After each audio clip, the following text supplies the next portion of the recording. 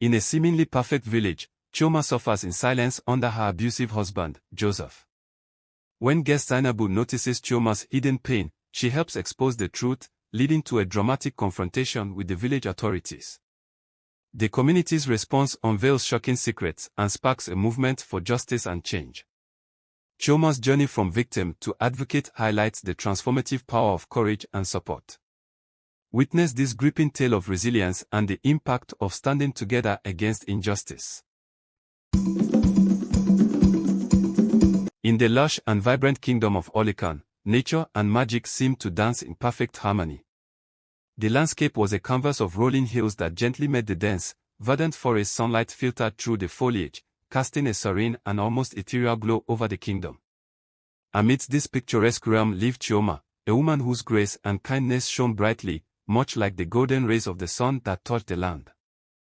Her beauty was legendary, and those who met her spoke of her warmth and elegance with awe. Chioma's life, from the outside, appeared to be a fairy tale. Her grand home was a testament to her husband's success and the wealth they had accumulated. The mansion, with its high, imposing walls and meticulously maintained gardens, exuded an air of opulence and tranquility. The estate was designed to impress, with its fountains, blooming flowers, and elaborate sculptures standing as symbols of prosperity and peace. Yet, the grandeur of their home was nothing more than a facade hiding a darker truth. Her husband, Joseph, was a man of power and influence, feared throughout the kingdom for his sharp intellect and ruthless demeanor. His nickname, the Cunning Leopard, was a reflection of his deceptive nature and the cruelty he was capable of inflicting. While the villagers admired the seemingly perfect marriage of Chioma and Joseph, they were blind to the shadows lurking behind the closed doors of their isolated compound. The walls of their grand home were not merely physical barriers, but also symbols of Joseph's tight grip on Chioma. He had crafted a life of isolation for her, ensuring that no one could witness the true nature of their relationship. Each day for Chioma was marked by a relentless cycle of emotional and physical torment, hidden away from the prying eyes of the outside world. The grand estate, intended to signify success and happiness, had instead become a prison where Chioma's suffering was concealed from the world.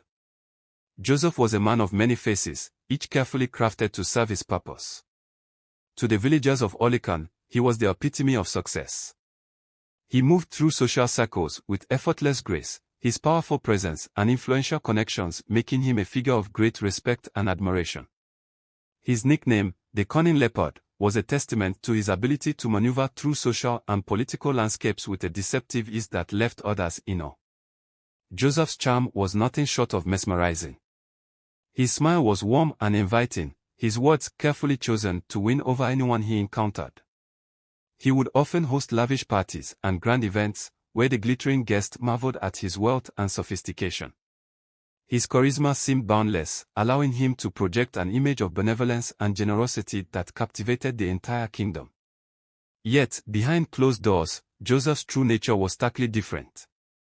In the privacy of their grand but isolated compound, he revealed a darker side that was hidden from the public eye. Joseph was a master manipulator, using his power to control and intimidate those around him.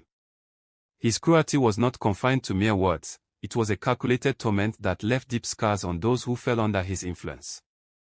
Chioma, his wife, was the primary victim of his wrath. For 5 long years, Joseph kept her isolated within the walls of their opulent estate, a gilded cage that masked the harsh reality of her existence. The grandeur of their home, with its luxurious furnishings and beautiful gardens, stood in stark contrast to the suffering that took place behind closed doors. Joseph's ability to maintain his public persona was a carefully executed performance. He would occasionally make grand gestures of generosity, contributing to local causes or hosting charitable events, all designed to reinforce his image as a benevolent and successful leader. These displays of wealth and kindness were strategic, masking the cruelty and oppression that unfolded within their home. The villagers, enchanted by Joseph's charm and the couple's seemingly perfect life, remained blissfully unaware of the harsh reality that Chioma endured. The disparity between the public facade and the private suffering was a cruel irony, perpetuated by Joseph's skillful manipulation and deceit. Inside the grand compound, Chioma's life was a relentless struggle to maintain a facade of normalcy. Despite the opulence surrounding her, golden chandeliers, richly decorated rooms, and lush gardens, her days were plagued by constant fear and pain. Joseph's cruelty was a daily torment, manifesting in both harsh words and physical abuse, leaving Chioma with visible bruises and hidden scars. Every day, Chioma battled to keep her suffering concealed. She had mastered the art of wearing a mask of calmness, even as her heart ached with fear and sadness. The high walls of their home, designed to offer privacy and security, also acted as an impenetrable barrier, cutting her off from the outside world and any chance of help. The isolation was all-encompassing. Physically, she was trapped within the grand estate. Emotionally, she was alone, with no friends or allies. Her interactions were limited to Joseph, who wielded his power to control and intimidate her. The grandeur of their home stood in stark contrast to the harsh reality of her existence. The elaborate decorations and serene gardens were mere distractions from the true nature of her life. Each day was spent in a state of constant dread, waiting for the next outburst from Joseph, her world reduced to the confines of their luxurious prison. To the villagers of Olikan, Chioma and Joseph seemed to lead an enviable life. Their apparent harmony and immense wealth made them the subject of admiration and envy. Joseph's ability to maintain this perfect facade was a testament to his cunning and manipulative nature. He had mastered the art of illusion, ensuring that no one could see beyond the carefully crafted surface of their life.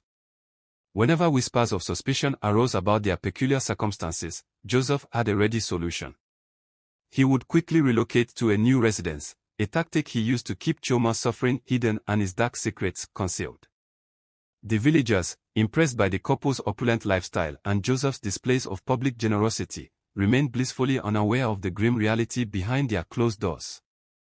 The grand homes they occupied were always meticulously maintained, reflecting Joseph's obsession with presenting an image of success and happiness. Each new residence was a part of his elaborate strategy to avoid scrutiny.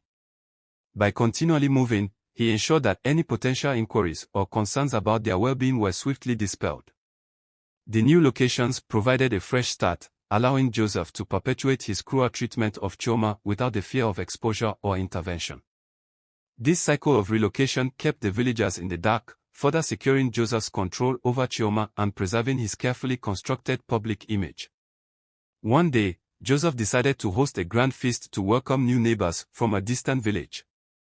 This decision was not just about hospitality, it was a calculated move to enhance his reputation as a generous and gracious man. For Joseph, the feast was an opportunity to showcase his wealth and charm, while the laborious task of preparing for the event fell squarely on Chioma's shoulders. The preparations were overwhelming. Chioma was tasked with creating a lavish meal, a feat that was made even more challenging by Joseph's harsh commands and relentless criticism. From dawn until dusk, she labored in the kitchen, her hands moving with practiced speed but her heart weighed down by the constant fear of Joseph's anger. The pressure to deliver a flawless feast while enduring his demands tested her strength and resilience. Despite the grandeur of the upcoming event, Chioma's role was to remain hidden in the background, her suffering concealed behind a forced smile. The kitchen, typically a place of culinary creativity, became a chamber of torment. The enticing aroma of sumptuous dishes did little to mask the bitter reality of her situation. Each dish she prepared was a reminder of her isolation and the harshness of her life.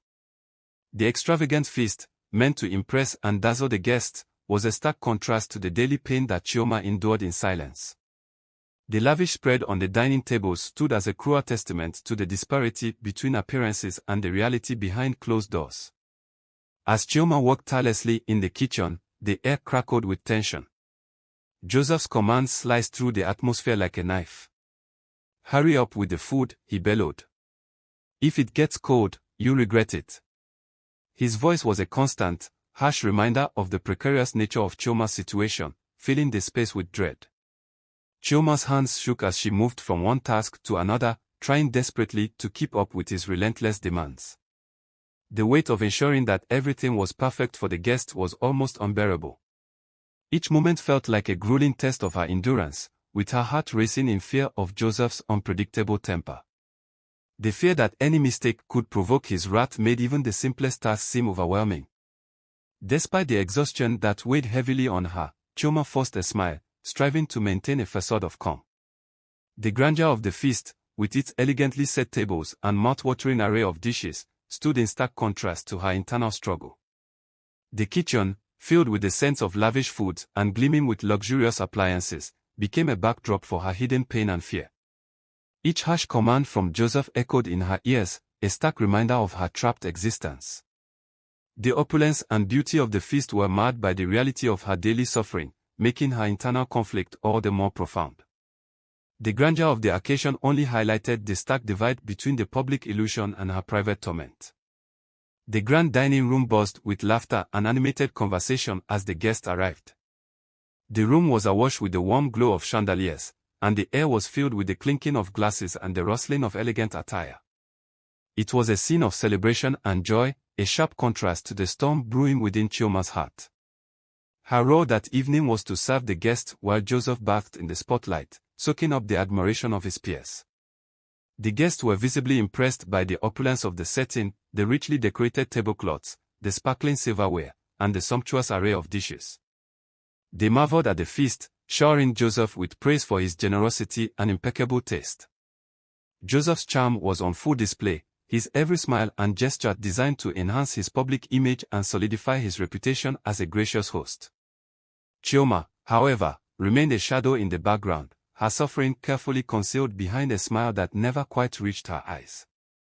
As she moved gracefully between the tables, offering food and drinks, her heart was heavy with a mixture of exhaustion and despair.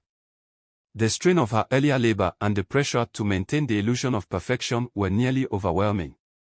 Each moment of interaction with the guest was a bitter reminder of her isolation, highlighting the stark divide between their public facade and her private suffering. The contrast between the guest's enjoyment and Chioma's internal anguish was painfully evident. As she served them, the laughter and cheer around her felt like a distant echo, amplifying her sense of entrapment and highlighting the disparity between the outward appearance of her life and the grim reality she faced daily. Among the guests was Zainabu, a kind-hearted woman known for her warmth and compassion. Zainabu had recently moved to the village and was eager to meet her new neighbors. As she mingled and observed the festivities, she couldn't help but notice the sadness hidden in Chioma's eyes and the faint bruises peeking out from beneath her elegant garments.